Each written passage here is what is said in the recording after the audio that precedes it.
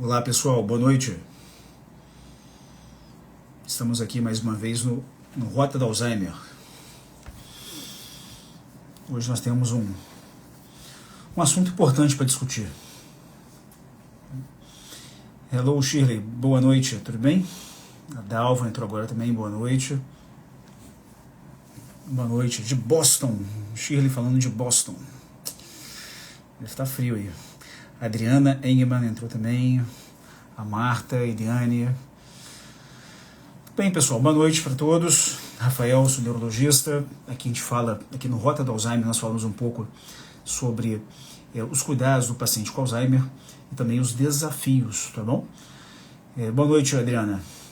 Estou falando de Vitória, aqui do Espírito Santo. Se vocês quiserem se apresentar, de onde estão falando. Clécia, boa noite também. Vamos aguardar aqui, como é de praxe, a gente sempre aguarda uns 2 minutinhos, então às 7h03 a gente começa, só para as pessoas poderem entrar e se ambientarem aqui. Combinado? Beleza, tá tudo em ordem.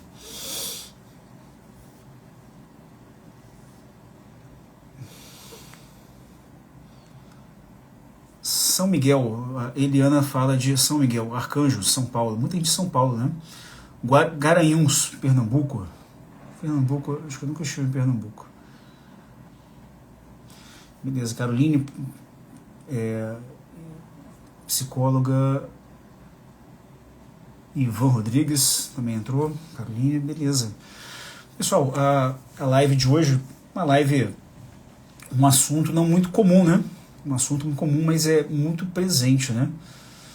É sobre o luto antecipado, que é uma coisa as pessoas sentem, mas não é muito falado, né? Acho que tem pouca, como posso dizer, as pessoas falam, os profissionais falam pouco, fica muito restrito ao consultório do psicólogo, certo?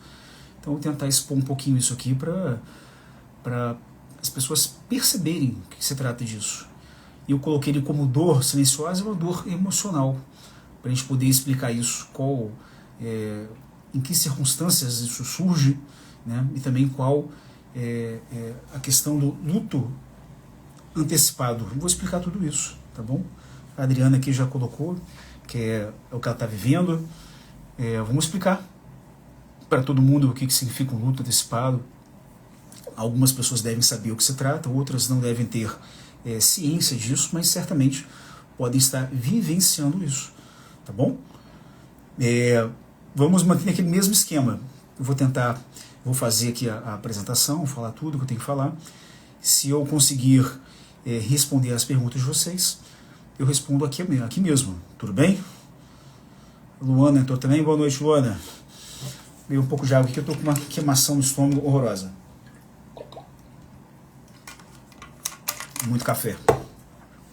Pois bem, vamos lá. Então, novamente, estamos falando aqui sobre luto antecipado e um pouco de a dor emocional. Boa noite, Luana. A Jane falando aqui, o marido dela faleceu, né? Ela já me contou aqui. É isso, Jane, vamos ver se a gente consegue, de repente a gente consegue te ajudar aqui, tudo bem? Pelo menos te orientar. Vamos lá, pessoal. Então, o que eu estou falando sobre isso, né? Então, a questão do luto antecipado é uma coisa que não é muito falado, né?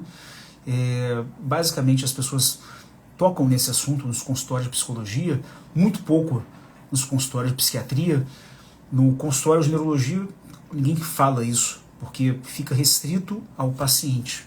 Essa live não é sobre o paciente com Alzheimer, não é sobre o paciente com Alzheimer, é sobre você, que é cuidador do paciente com Alzheimer. Tudo bem?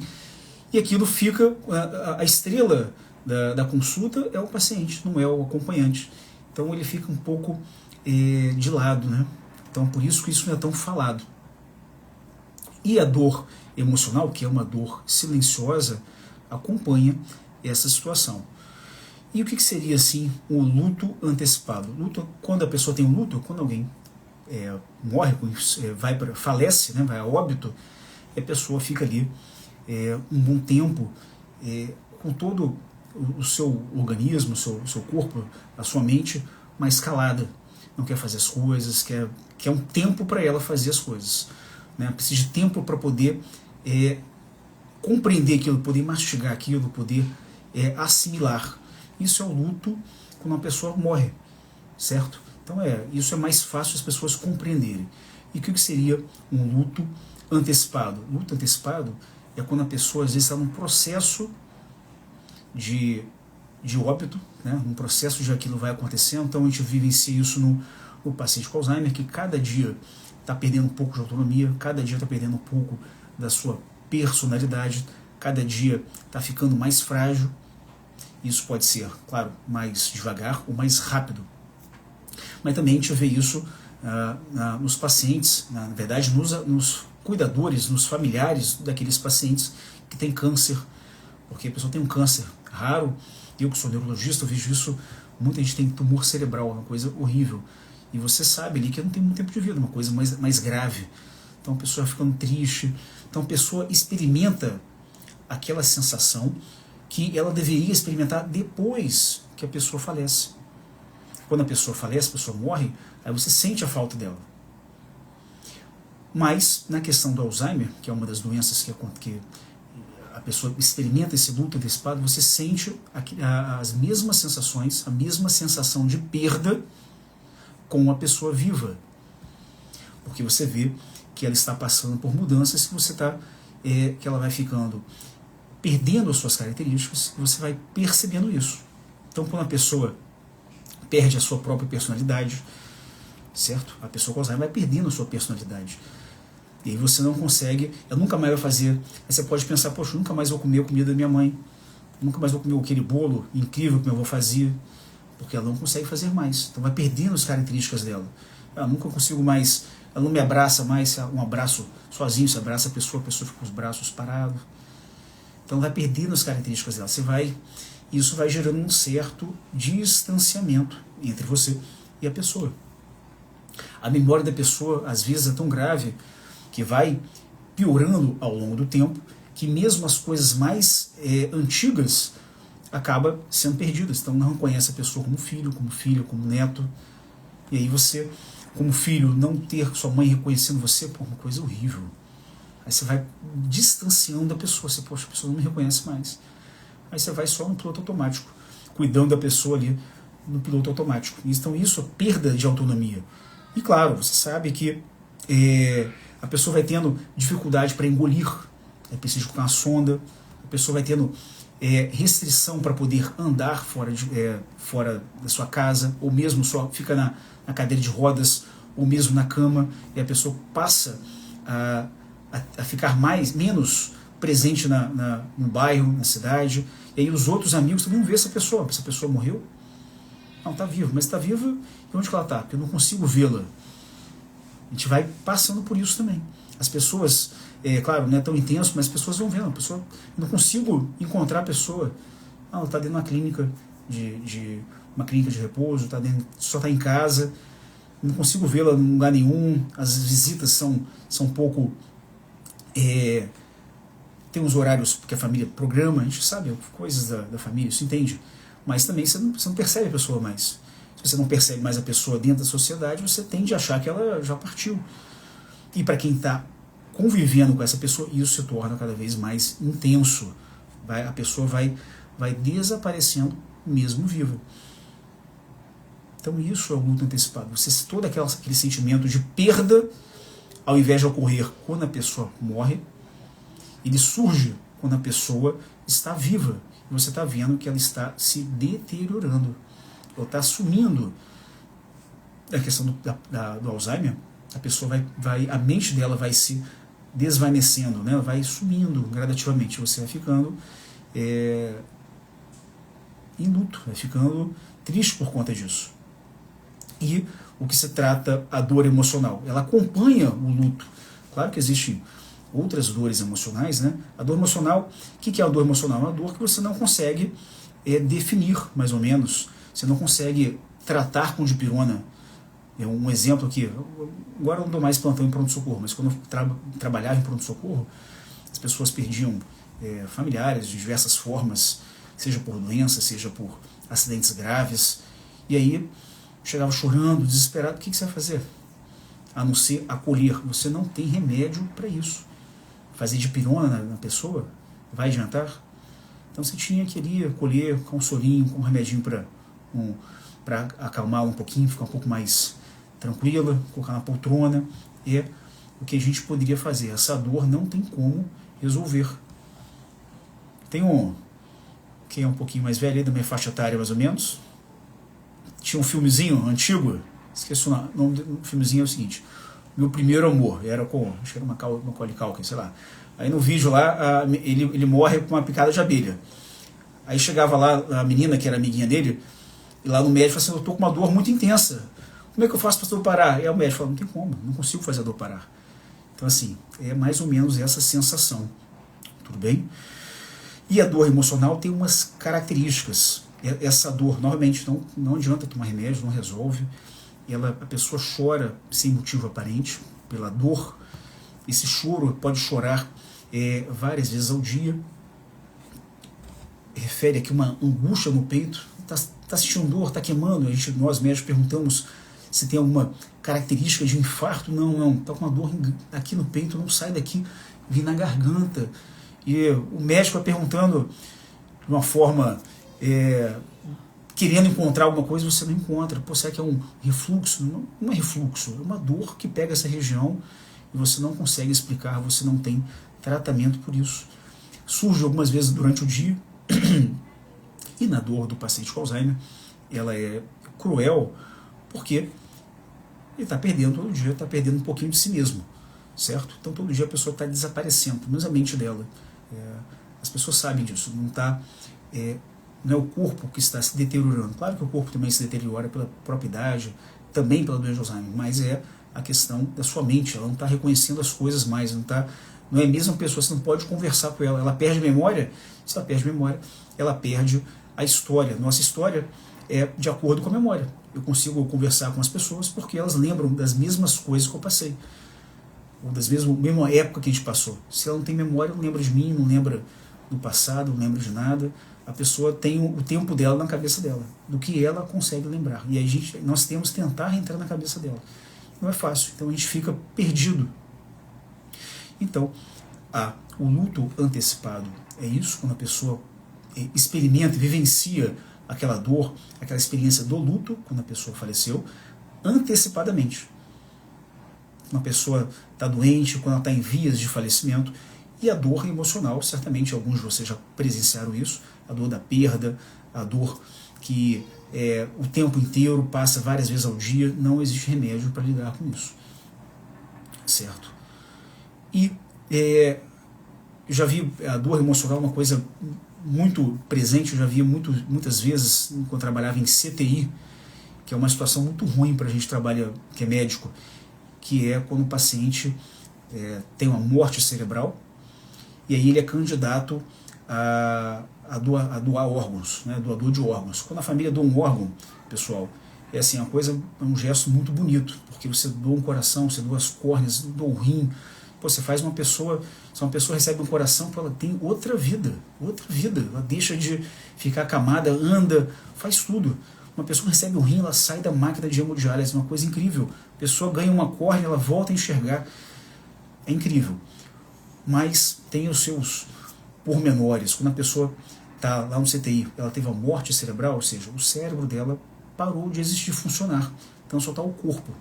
Quando esse processo é rápido, e quando é rápido é ótimo, a família aceita doar os órgãos, então já tudo bem, em 2 dias, ou no máximo o paciente vai para o centro cirúrgico, é feita a extração dos órgãos, depois o paciente é liberado, desligado os aparelhos, ele é sepultado depois, e tudo fica bem, a família fica grata por ter conseguido doar os órgãos. Agora, se esse paciente lá que teve a morte cerebral, acontece alguma coisa, qualquer coisa, então uma infecção, a pressão está baixa, e aí você não consegue fazer a cirurgia nessas condições, você tem que deixar a pessoa, você tem que melhorar o corpo da pessoa, deixar a pessoa viva de todas as formas, com um montão de medicação, para depois que ela ficar melhor, extrair os órgãos dela. E aí é um sofrimento para nós, de um sofrimento que você não consegue não quer nem conversar com a família, tamanho sofrimento que você vê, porque às vezes pode levar uma semana daquela infecção passar, e a família vai lá, aquela cara de Você vê a quantidade de visitas reduz, porque as pessoas já deram luto para ela ali. Ela faleceu, o cérebro dela já morreu. Mas vão ali, às vezes só o pai, só a mãe, não tem nem voz para falar, uma afeição de desesperados, de sem esperança, esperando aquela situação para poder sepultar o corpo do seu ente querido. Então, assim, é muito ruim você ver aquele sofrimento ali. É um gesto nobre, mas também um gesto que tem o seu peso. Se demorar muito assim, é muito ruim de ver. Então, isso é um luto antecipado. E beleza. E isso é uma situação que você não consegue. Às vezes a pessoa não consegue enxergar, tá? Às vezes precisa de uma pessoa, às vezes você consegue, é fácil de perceber, mas às vezes só um profissional da área de saúde para poder te orientar em relação a essas duas coisas e poder te dar uma luz para quem pode te orientar. Que é o motivo dessa live aqui, poder esclarecer vocês que estão passando por algo semelhante a isso. E quais as consequências desse luto antecipado? O que isso vai repercutir em cima de você, que cuida do seu pai, que cuida da sua mãe? Bom, tem algumas coisas. Uma delas é uma sensação de culpa, e eu chamo aqui de sentimentos opostos. É mais ou menos que a relação de amor e ódio. Como assim? Você ama a pessoa, claro que você ama seu pai, você ama sua mãe, seu avô, seu marido, às vezes até seu sogro, mas às vezes você sente raiva por estar naquela situação, por ter cuidado daquela pessoa, ou sente desconforto, ou sente sobrecarregado por estar naquela situação. E pode passar ali na cabeça da pessoa, a pessoa está sofrendo muito, eu gostaria que isso acabasse. Mas, gente, isso não isso é natural. Você achar que a pessoa está sofrendo, né? Principalmente os pacientes que têm câncer, passa por aquilo, ninguém quer ver um filho, um pai, uma mãe sofrendo. Você, nossa, eu gostaria que acabasse logo para acabar com o sofrimento da pessoa e com o meu. Mas às vezes as pessoas acham que ali é um pensamento egoísta. Não é egoísta, essa é parte do sentimento humano. Vai sentir dor, vai sentir estresse, vai sentir raiva, vai sentir frustração. Então isso faz parte da situação, certo? E isso pode deixar a pessoa com um sentimento mais ou menos semelhante à culpa, certo? Nem sempre é isso, mas pode passar essa sensação, tá bom? E é um sentimento natural. Isso vai acontecer diversas vezes, não é nada fora do comum, não é nada surreal, isso não é uma doença, mas pode passar por isso, porque a situação faz você passar por isso. Em frente ao caos que você está vivendo, com um monte de coisa para resolver, você pode passar por isso e achar que de alguma forma você é culpado por pensar algumas coisas ou não conseguir dar assistência máxima que o seu pai e sua mãe mereciam. Mas isso não tem nada a ver. É só para expor para vocês, tudo bem? Uma outra consequência isso aqui acho que é um pouco mais fácil de compreender, que a pessoa que está vivendo luto já antecipado ali vai passar, que é um pouco de isolamento, solidão e isolamento. Por que isso? Porque cuidar de uma pessoa com Alzheimer acaba às vezes exigindo muito da pessoa, e às vezes ela acaba fazendo aquilo ali uma missão dela. Então ela deixa de sair com amigos, deixa de ter um relacionamento pessoal, deixa de ter tempo para assistir um programa de televisão, e isso pode deixar ela isolada. Então você pode abdicar do seu trabalho. Quantas pessoas que eu conheço, são cuidadores, que abdicam do seu trabalho para poder cuidar da pessoa. E isso acaba às vezes tendo uma consequência. E essas pessoas, em geral, tá, pessoal, elas vivem dos proventos da pessoa com Alzheimer. Então se a pessoa às vezes tem uma aposentadoria, aí a pessoa, o cuidador, deixa de trabalhar, deixa de seguir a sua carreira ou sua função para ficar com cuidados exclusivos com a pessoa. Aí mora na casa da pessoa, vive com os proventos que ela tem, só que ela deixa de se autodesenvolver por conta disso, de ter amigos de trabalho, de conversar com outras pessoas. E isso vai gerar umas consequências a longo prazo, porque quando essa pessoa for partir quando ela for partir, como é que vai ficar isso? A não ser que você seja, seu pai seja, a pessoa seja das Forças Armadas e tem aquele benefício da pensão ser passada para a filha, sem que ela tenha sido casada. Então isso pode acontecer, mas fora isso a pessoa faleceu e o benefício dela se esgota. Aí entra outros problemas. Então isso é um problema que deixa a pessoa isolada e vai gerar consequências. Do mesmo ponto de vista, tem a questão, a pessoa cuida sozinha da pessoa e abdica de relacionamentos. Às vezes, a pessoa acaba um casamento, na verdade, a maior parte das vezes é o homem que pede o divórcio, que a mulher fica cuidando do pai ou da mãe, o homem casado com ela pede o divórcio, e aí ela passa a viver ali em prol dos pais dela. Isso é uma coisa que acontece bastante, mas quando acontece isso, você acaba perdendo um pouco o seu suporte, né? Você deixa de ter um companheiro, uma companheira para poder te ajudar nas tarefas, para te dar apoio emocional. E também, quando você faz isso, você fica isolado, você não tem amigos, você não tem atividades para fazer por conta própria, que é muito ruim, porque novamente, quando a pessoa falecer, e isso vai acontecer, você não vai ter estrutura, ou vai ter reduzido essa estrutura para você continuar em frente. As pessoas que eu vejo que estão muito bem, recolocando, as pessoas que eu vejo que convivem bem com a pessoa com Alzheimer, elas acabam tendo lá a sua vida em paralelo. Tem lá seu casamento, tem seu trabalho, cuida da sua saúde. E aí, quando a pessoa falece, aconteceu com o meu paciente tem uns 4, 5 dias, 3 dias eu acho. E ela, tudo bem, agora está no momento de luto, sem dúvida, mas está seguindo a vida dela, porque ela já tinha isso mais ou menos preparado. Deixar para fazer isso só depois que a pessoa partir é muita coisa para você organizar, e às vezes você vai fazer isso no momento que você não tem suporte algum. Tudo bem? Então, isolamento é uma situação que acontece muito. Isso aí acho que é mais fácil vocês compreenderem, porque é mais palpável. O luto antecipado é um pouco mais difícil. Beleza. Outra situação, além do isolamento, isso também é importante, nem todo mundo percebe isso, que é uma continuação da solidão, que é a despersonalização e perda de identidade. A pessoa não tem uma personalidade, ela é um cuidador. Quem é aquela pessoa? Não, é a filha do fulano, ela cuida do pai dela. A função é cuidar do pai dela.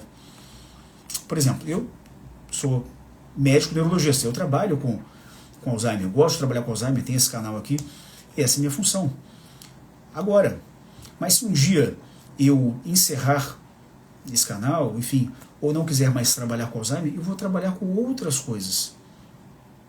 Eu ainda vou continuar sendo neurologista, vou continuar sendo médico, posso fazer outras coisas que eu quero. Não é questão de dependência, é que eu posso fazer outras coisas. E quando eu estou no meu consultório, eu sou médico quando estou no meu consultório, quando eu estou nos hospitais, eu sou médico, eu ajo como médico, tenho que tomar minhas decisões como médico, mas quando eu estou na minha casa, eu não sou mais médico. Aqui eu sou um marido, eu sou um pai. Então eu tenho outras identidades. Quando eu vou lá fazer um treino lá, eu sou uma pessoa que está querendo buscar saúde, então você tem as suas identidades para você fazer algumas coisas. A pessoa que abdica da vida dela para cuidar do seu familiar, do seu pai, da sua mãe, e ela fica uma identidade única, que é ser cuidador. Parece que a missão da vida dela, a missão na Terra veio para cá para cuidar do pai e da mãe. Não importa relacionamento pessoal, não importa amigos, não importa cuidar da própria saúde, não importa trabalho, ela está aqui para cuidar só do pai dela, da mãe dela. E isso é prejudicial para ela mesma. Às vezes ela não percebe isso. Ela até fala com muito fervor do coração, não. Eu amo meu pai, eu amo minha mãe, vou cuidar dela para sempre. Mas tem consequências. Consequências para a própria vida da pessoa, isso não pode acontecer. E a pessoa mais tarde vai sofrer com isso, porque ela entregou tudo que ela teve para o cuidado e não deixou nada para ela. Esse tipo de pessoa, de cuidador, eu vejo quando eu vou ver um paciente, nem sempre é Alzheimer, um paciente que tem um paciente internado no hospital e tem lá um cuidador. E aí vem um cuidador desse, que é um filho, geralmente uma filha, um filho, fica lá. E eles sabem todos os remédios que a pessoa faz, sabe todos os remédios que a pessoa já fez, o que ela tem de alergia, sabe de tudo, sabe quais são o que tem na prescrição do pai dela ali dentro do hospital. Às vezes são até um pouco grosseiros com os funcionários do hospital. Chega lá, não vê aqui o remédio, é de 8 a 8 horas, tem que vir de 8 a 8 horas. Quer, às vezes, mexer na nossa conduta, às vezes são agressivos, não agressivos de agressão física, agressivo na fala. Eu vejo que a pessoa que está ali defendendo o familiar dela com os dentes. É uma função nobre, mas aquilo ali é a identidade dela. Essa pessoa, ela não sai. Ela, quando por acaso conversa com um amigo ou por acaso conversa com outro familiar dela, para falar sobre o quê? O mundo dela gira em torno daquilo, de médicos, de exame, de tratamento, de conta de farmácia. Não tem mais nenhum assunto para falar que não seja aquilo ali. É bom falar sobre esse assunto? Só sobre doença, Alzheimer, médico, tratamento, tudo? Certamente as pessoas não gostam disso, acham chato essas pessoas e vão se afastando. É uma consequência disso. Além da solidão, é a perda da sua personalidade. Ela fica despersonalizada.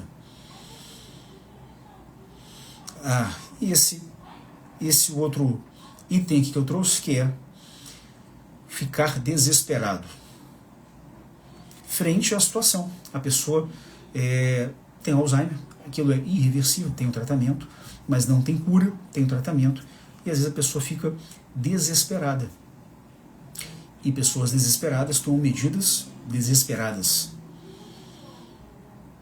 A pessoa está desesperada, não pensa direito, não consegue tomar uma decisão corretamente, ela não segue muito bem as coisas, não consegue pensar. E pessoas desesperadas, quando tem alguém da família doente, são muito fáceis de manipular. Como assim, Rafael? Como é que assim é fácil de manipular? Olha, quando a pessoa está desesperada, ela quer fazer tudo que é possível, tudo que tem à sua frente. O que ela pode fazer, o que ela tem de recursos, ela quer fazer. Mas aí ela pode gastar todos os recursos que ela tem. E eles fazem isso sim. Gasta tudo que eles têm. E nessa circunstância, no Alzheimer, você vai encontrar pessoas, profissionais de saúde ou não, que vão te vender situações milagrosas. E você não vai conseguir enxergar que aquilo não funciona. Porque o desespero deixa você nublado. Você não consegue enxergar. E as pessoas pedem lá, quer te vender remédio, quer te vender tratamento, quer te vender cirurgia, quer te vender qualquer coisa. E cobram caro por isso. Porque a pessoa não consegue enxergar isso. Golpe de telefone. Quantas vezes o paciente já está internado e recebe telefone? Já se passaram por mim em um determinado hospital. Falando que eu precisava, que eu pedi um exame, alguma coisa do tipo. Pediram lá, acho que foi R$8.000, R$12.000. A pessoa está desesperada. Cheguei no dia seguinte, você me ligou para cá? Você ligou para cá? Não, fui embora. Ligar para você para quê? Ligaram para o quarto da pessoa e pediram lá um valor alto. E a pessoa faz. Desesperada, achando que alguma coisa vai resolver. Então o desespero é ruim para a pessoa, certo? E a pessoa desesperada ela fica sem direção. E a pessoa sem direção, ela segue o caminho que derem para ela. E como é que a gente pode, de alguma forma, lidar ou pelo menos minimizar essa questão do luto antecipado e dessa dor emocional? Primeira coisa, isso eu acho que vocês entendem, que é aceitar que o processo está acontecendo, aceitar que a pessoa com Alzheimer, uma doença irreversível, é uma doença neurodegenerativa, vai destruindo o cérebro gradativamente, e aquilo vai gerar repercussões. Não tem cura, mas tem um tratamento, Infelizmente, os tratamentos não são excelentes, tratamentos são muito medianos, mas a pessoa vai adoecendo, vai perdendo as suas capacidades, principalmente suas capacidades cognitivas e depois suas capacidades físicas. Isso é a evolução da doença de Alzheimer, uma coisa esperada. É claro que é difícil aceitar esse processo, mas é a mudança que vai acontecer. É a mudança, é a evolução da doença e a gente tem que estar preparado para isso. Claro que vai sentir tristeza, raiva, frustração, desprezo por diversas situações, sentir raiva do profissional de saúde, do SUS, de qualquer coisa, do plano de saúde. Isso é natural, certo? Isso é o processo. O processo vai fazer você passar por isso. Precisa, eu recomendo, tem que ter um acompanhamento com um psicólogo principalmente, tá? Para fazer terapia, para poder falar essas coisas, para poder lidar com essas emoções. Psiquiatra é importante para prescrever uma medicação. Geralmente nós utilizamos um antidepressivo se a pessoa está muito ruim, com remédio para dormir. A gente trata a pessoa, é importante. O acesso, eu sei que o acesso a psicólogo pela rede pode não ser rápida, principalmente quem mora em grandes centros. Às vezes numa cidade menor é mais fácil do que nos grandes centros. Acesso a psiquiatra também é difícil pela rede pública, mas aí às vezes um colega que é clínico geral, ele pode ajudar e colocar um remedinho lá para você, para poder contribuir, tudo bem? Tentar um pouco de suporte, que agora a outra coisa que a gente pode fazer é tentar constituir, organizar uma rede de apoio, e para isso você precisa ter rede de apoio, construir rede de apoio, e para isso você tem que deixar um pouco o isolamento, ter um pouco mais de personalidade para você construir esse relacionamento. Então reatar, às vezes, uma relação com os irmãos, com a família que está um pouco mais distante. Essas pessoas podem te ajudar, podem te ouvir, só ouvir. Acredito que muitas pessoas estão aqui para ouvir, para me ouvir, e porque não escuto isso de outros lugares. Então escutar, mesmo que seja à distância aqui no canal, pode ser reconfortante para você. Certo? Então discutir isso com sua família pode ser bom para você, discutir isso com um companheiro pode ser bom, voltar a conversar com seus amigos pode melhorar a sua ansiedade, certamente melhora a ansiedade, sem remédios, tá? Isso aí é só te ajudando. Ter o contato com as pessoas, né? Contato com pessoas agradáveis melhora o nosso humor, certamente. Posto de saúde é um lugar que é uma base que as pessoas têm que ter, porque ali você consegue, pelo menos, um direcionamento de assistente social, talvez de benefícios, talvez de psicólogo, de psiquiatra. Ele pode te direcionar. Tá? Quando eu posto alguma coisa no GPS do Alzheimer, eu vejo que várias pessoas conversam entre si, cada uma joga uma dica para outra. Isso é uma coisa ótima. Assim, passa também a ser um grupo de apoio para as pessoas, tudo bem?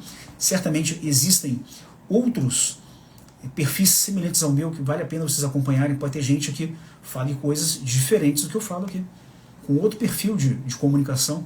Isso para vocês é importante, ter outra visão que não seja só minha. Então isso é importante para vocês, tudo bem?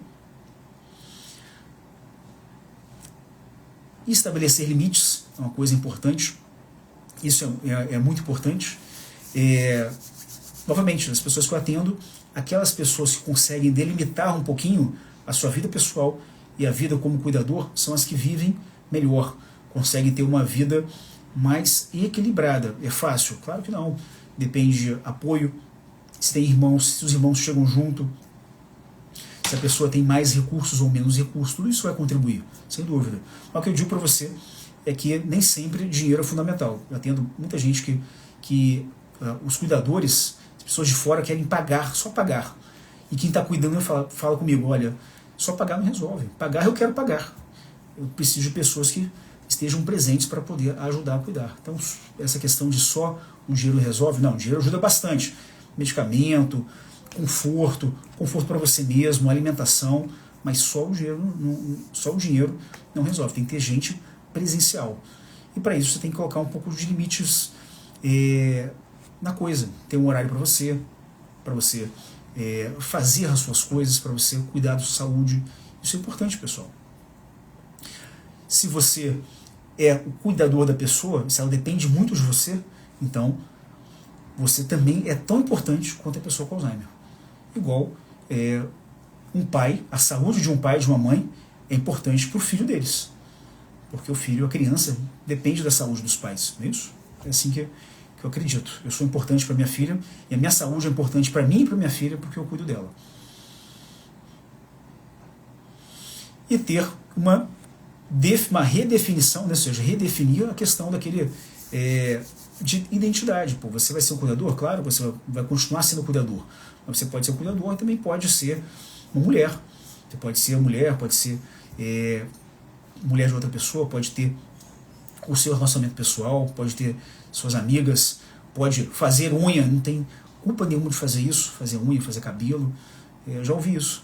Não tirei da minha cabeça, não. Muita gente tem vergonha de gastar dinheiro fazendo unha, fazer cabelo, e o homem não entende muito bem isso, mas eu entendo que as mulheres, para elas é uma coisa importante fazer as unhas, fazer o cabelo, ir no salão de beleza, ter o tempo lá dela de uma hora e pouco. Isso é importante para as mulheres. Então, ter lá o seu papel protegido, isso é importante para vocês. Enfim, infelizmente, pessoal, essa pessoa que vocês estão cuidando, um dia vai partir, não é isso? É por isso que a gente está falando sobre isso agora. A doença de Alzheimer é uma doença progressiva. Como todo mundo vai partir, eu vou partir também, vocês vão partir, mas a doença de Alzheimer, a pessoa vai primeiro partir a mente dela. A mente dela vai se desgastar. Então, isso é importante nós entendermos, que isso vai acontecendo. E a gente precisa tomar outras medidas para você não ficar muito fragilizado quando essa pessoa se for e você ficar num estado de depressão profundo. Além do luto que está sofrendo agora, que você pode estar sofrendo agora, também passar num estado de depressão profunda. Tudo bem? Isso é importante para vocês. Então essa live aqui de hoje, ela foi para vocês. Estou falando para vocês, não é para o paciente, tá? Não é para o paciente. É uma live que eu falei para vocês. Como é que, talvez, alguns de vocês aí, provavelmente a grande maioria que é mulher, algumas de vocês já passaram por pelo menos algumas dessas situações. A perda de identidade, isolamento. Tudo isso acontece. O luto, alguém já colocou aqui que passou por luto antecipado e depois também luto real, da pessoa ter perdido. Isso acontece. E a gente tem que pelo menos entender que essas coisas acontecem. Se você está passando por isso, é importante ter um acompanhamento de um psicólogo, de um psiquiatra. Às vezes até o neurologista consegue te ajudar nessa questão, mas eu acho que fica mais a critério do psiquiatra. É um profissional mais presente, e principalmente do psicólogo. Tem alguns psicólogos aqui, vocês são importantes nesse processo, sabem disso, e não resolve de uma hora para outra. É um acompanhamento contínuo, mostrar para a pessoa que é a realidade e que ela precisa enfrentar essa realidade. Tudo bem? Eu vou responder algumas perguntas aqui. Pessoal, olha só.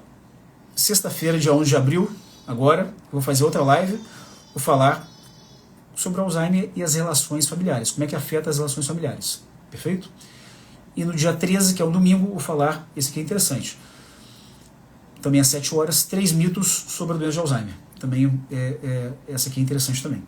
E na segunda, dia seguinte, eu escolhi, vou fazer a live um pouquinho mais tarde, tá? Às 20 horas. Eu escolhi mais de 10 erros que as pessoas, os cuidadores de pessoas com Alzheimer, geralmente cometem de forma inconsciente, mas acham que está certo. Então eu vou falar sobre todos esses erros para vocês. Tudo bem? Vamos lá responder algumas pessoas aqui. Muita gente me respondeu aqui, pessoal.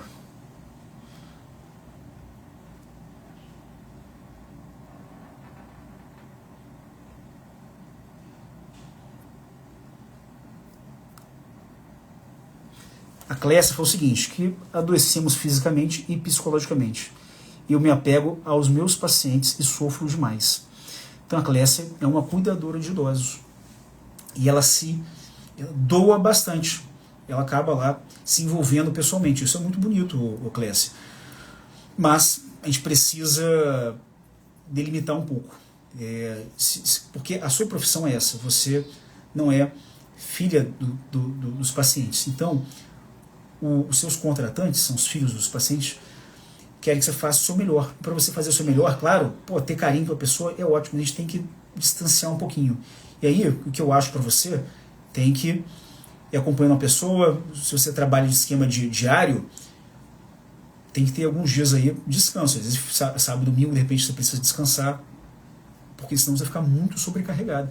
E o que as pessoas, o próprio paciente precisa de você, é que você esteja no seu 100%. Então precisa ter um pouquinho de distância. Quem trabalha em turnos,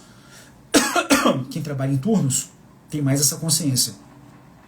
Quem faz um turno, faz dia sim, dia não, eles ficam um pouquinho mais distantes da pessoa e aí consegue fazer o cuidado durante mais tempo, digo, mais meses, né, até durante anos. Vamos ver o próximo aqui. Não, a Jeane falou o seguinte, a Jeane comentou aqui que ela ficou um pouco culpada e pediu ali a Deus para fizesse o melhor com o marido dela, mas não, a gente não tem que ficar culpado por nada. A doença, às vezes, eu quando comecei minha profissão, quando comecei como médico, eu me sentia culpado também, porque às vezes a pessoa morria não na nossa mão. Já morreu gente na minha mão que não deu tempo nem de salvar. Infarto agudo.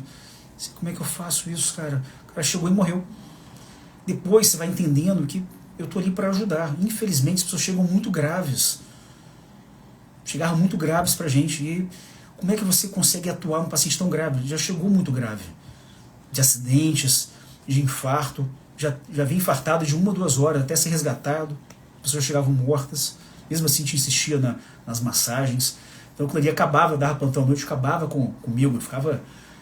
Já perdi uma moça de uns 30 e poucos anos, tinha feito uma cirurgia nas mamas. O marido era contra, fez a cirurgia das mamas.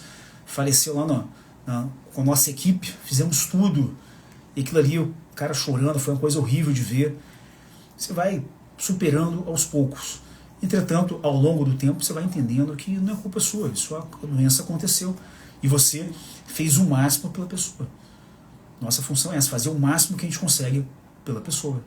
E mesmo assim, mesmo fazendo o nosso máximo, às vezes as coisas não dão certo, faz parte da vida. Eu acho que não precisa dessa questão de sentir culpa. Natural sentir culpa, mas não tem nada a ver com você.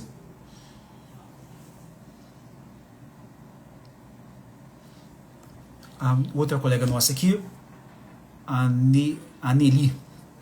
Minha vida parou, tive que parar de trabalhar para cuidar da minha mãe, tem problema de saúde, 24 horas. Fica 24 horas sozinha cuidando dela. E hoje está na casa de repouso, está feliz. Olha que maravilha, eu acho que você entendeu. Felizmente você tinha recursos para isso. Eu acho que é interessante quem tem recursos para isso, colocar na casa de repouso, ou parcialmente ou integralmente, a pessoa fica cuidada lá. Eu já fui em várias casas de repouso. Você vai lá, visita a pessoa, volta, pega ela no fim de semana para ficar contigo, porque senão, pelo menos alguns períodos, né? Algumas semanas, alguns dias durante o mês. Isso é importante para você ficar aliviado, senão você ficar doente também. Aí acaba com o casamento, porque gasta recursos da família. Já vi gente pegar, né? Pessoas trazendo a pessoa para casa, e aí os 2 filhos vão para outro quarto, monta outro quarto a pessoa acorda à noite, acorda todo mundo. Então existem essas circunstâncias e as outras pessoas acabam ficando incomodadas e aquilo acaba gerando uma situação muito ruim para todos. E uma casa de repouso é aceitável, eu acho que é legal, não é deixar a pessoa isolada. Você vai fornecer cuidados melhores para a pessoa e você vai ficar cuidada também. Legal, então ela ficou na casa de repouso e ficou muito bem, está feliz, olha só que importante, está feliz, acabou. Acho que é isso aí, eu acho que você fez muito bem com os recursos que você tem. Marilândia Cooler. É muito importante se você separar as coisas, não é? Viver a minha vida além de cuidar bem da minha mãe. Estou tentando fazer isso. Beleza, parabéns. É isso aí. É importante, como tudo, né? Quem trabalha aí sabe que a gente tem que viver as coisas. Não dá pra... Esse telefonezinho aqui, quando dá 7 horas da noite, eu coloco ele no modo foco. E aí umas 4 pessoas conseguem me ligar. Senão, muita gente manda mensagem pra mim de madrugada. Entendeu? Não dá pra ficar atendendo as pessoas de madrugada. O hospital me liga errado também, então...